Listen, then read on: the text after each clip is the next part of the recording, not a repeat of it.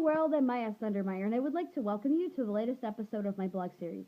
So far, I have been able to share my own experiences with you guys on what it's like for me to live with Asperger's syndrome. Other times, I like to give my 2 cents on what's going on with autism in the media. A third thing that I do is I like to give my 2 cents, or I mean, not 2 cents, but give tips and advice to individuals on the spectrum and to their friends and their families and their peers and their mentors. And finally, I will cover topics that I'm passionate about that have absolutely nothing to do with autism whatsoever. And before I dive into this afternoon's topic, I'm going to recommend that you check out the link below in my posting. And also you check out this card here, which is a song that sounds rather kiddyish. And the lyrics were written by an individual with mild autism like myself, and he goes by the name of DJ Svoboda. And he and his mother own their own business, and they travel around the country to various autism conferences, and he sells his artwork for a living. And what this artwork does is a part of it raises money to stamp out bullying and raise autism awareness at the same time. And he also knows a lot of great people involved in the autism community, and he's done a lot of public speaking himself. So please be sure to check that out because DJ is a unique, one-of-a-kind, and I also had a chance to do a video interview with DJ, so be sure to check that out as well. What I would like to do in this video blog is talk about my experience now of what it's like for me to live with autism.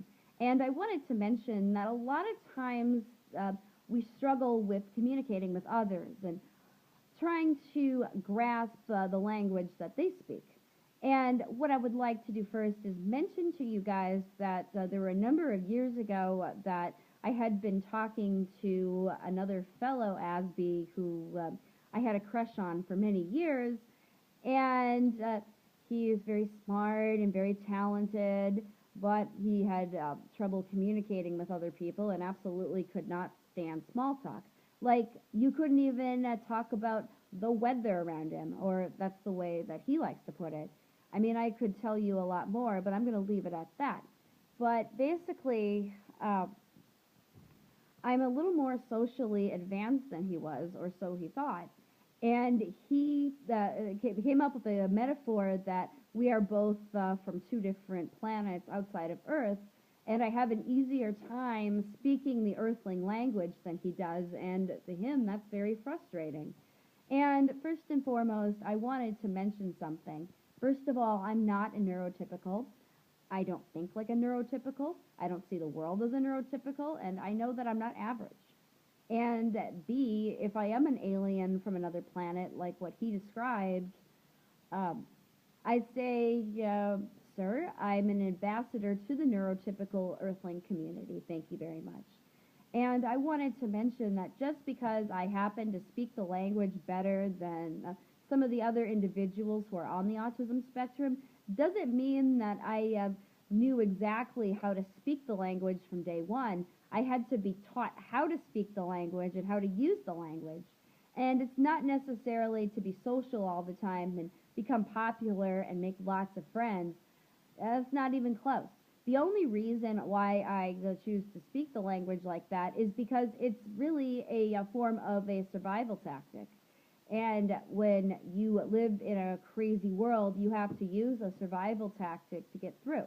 And so what I would like to do as well is give some tips for those of you that struggle with communication on a day in and day out in terms of, speaking the neurotypical language and using small talk. Yes, there's a time and a place where you have to use the small talk to get around a conversation, and you really just brim the surface. You don't use the small talk all the time, but you use it to protect yourself, and you use it to survive in society.